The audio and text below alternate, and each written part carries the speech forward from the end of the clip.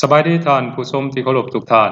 วิดีโอนี้ก็อาจจะยาวแหน่น้อยหนึ่งท่านผู้ชมเพราะว่าข้าพเจ้าจะเล่าเกี่ยวกับความสลับซับซ้อนของเหตุการณ์ต่างๆที่มันเกิดขึ้นในโลกนี้ให้ประทานได้รับชมรับฟังนำกันโดยเฉพาะเหตุการณ์ในปัจจุบันนี้หรือว่าสถานการณ์ทางการเมืองระหว่างประเทศในปัจจุบันนี้แม้นมีความสับสนวุ่นวายหลายขึ้นทุกมื้อท่านผู้ชม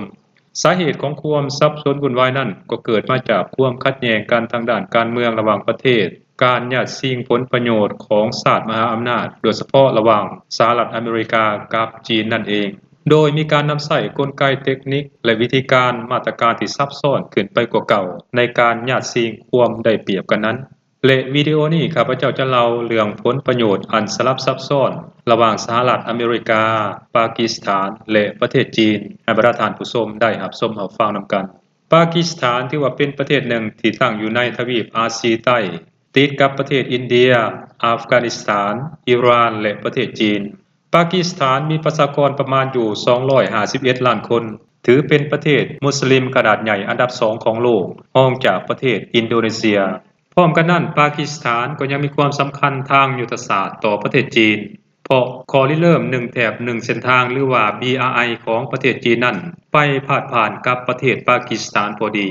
พร้อมกันนั้นประเทศจีนและประเทศปากีสถานก็ยังได้มีการร่วมมือกันในหลายๆโครงการขนาดใหญ่นำอีกด้วย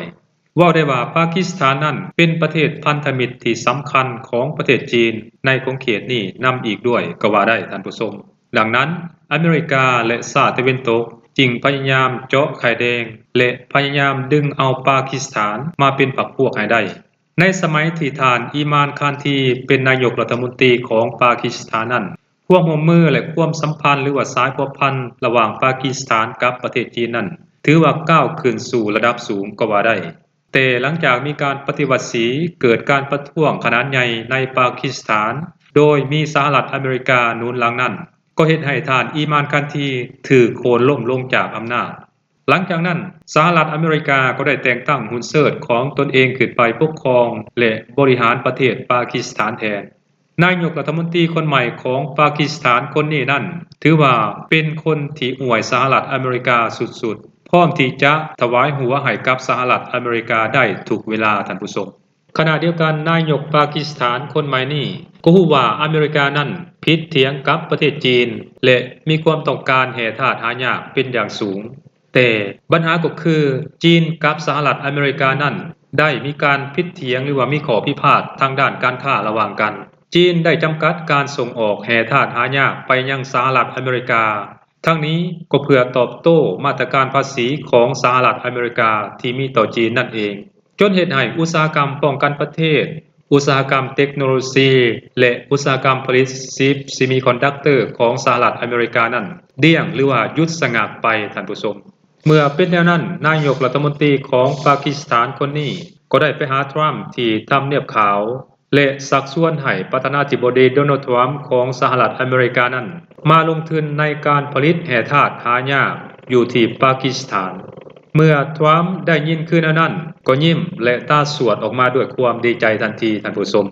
พร้อมเสนอการลงทุนในโครงการดังกล่าวนี้ถึง$500 ล้านสหรัฐ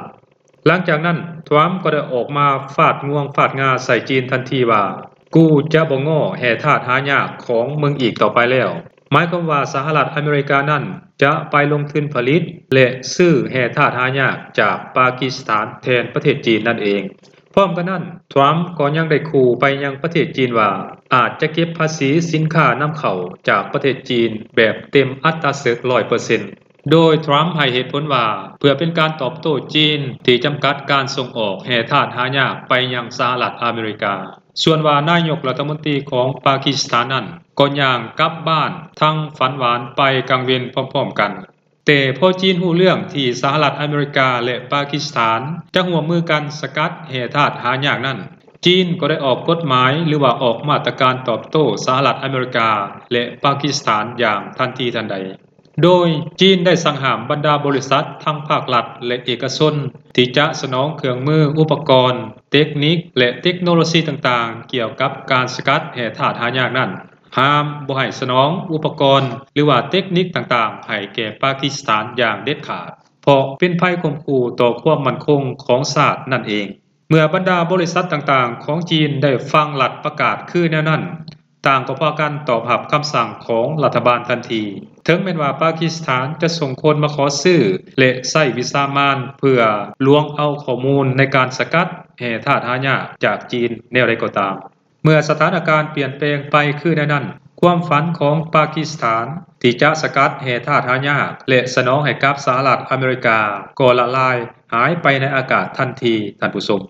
ขณะเดียวกันนายกรัฐมนตรีของปากีสถานก็ได้แจ้งข่าวร้ายไปยังทรัมป์ซึ่งเป็นหัวหน้าโจรนั่นทันทีเมื่อทรัมป์ได้ฟังและรับรู้เหตุการณ์คือนั้นก็เกิดอาการช็อกขึ้นมาทันทีเพราะบ่คิดว่าจีนนั่นจะตอบโต้ตนเองแห้งแบบนี้หลังจากนั้นทรัมป์ก็ค่อยๆตั้งสติและตั้งวงแถลงข่าวกับนักข่าวทันทีว่าเฮาอาจจะบ่เก็บภาษี 100% จากสินค้าจีนก็ได้ถ้าว่าจีนนั่นลดผ่อนมาตรการหรือว่าลดผ่อนการเข้มงวดการส่งออกแห่ธาตุหายากไปยังสหรัฐอเมริกา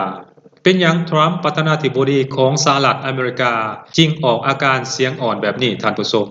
เหตุผลที่ทรัมป์ออกมาเสียงอ่อนหรือว่าเสียงอ่อยแบบนี้ก็เพราะว่าเมื่อก่อนนั้นทรัมป์คิดว่าจะสามารถเข้าไปลงทุนและสกัดแห่ธาตุหายากในปากีสถานได้แบบง่ายๆท่านผู้ชมและก็คิดว่าบ่มีความจำเป็นต้องง้องอนจีนอีกต่อไปเกี่ยวกับแห่ธาตุหายากอีกแล้วแต่เมื่อขาดเทคโนโลยีสกัดแห่ธาตุหายากจากประเทศจีนแล้วเงิน500ล้านดอลลาร์ที่สหรัฐอเมริกาจะลงทุนไปนั่นก็อาจจะสูญล่าท่านผู้ชมเพราะฉะนั้นจึงต้องได้กลับมาง้องอนจีนคืนใหม่อีกครั้งหนึ่ง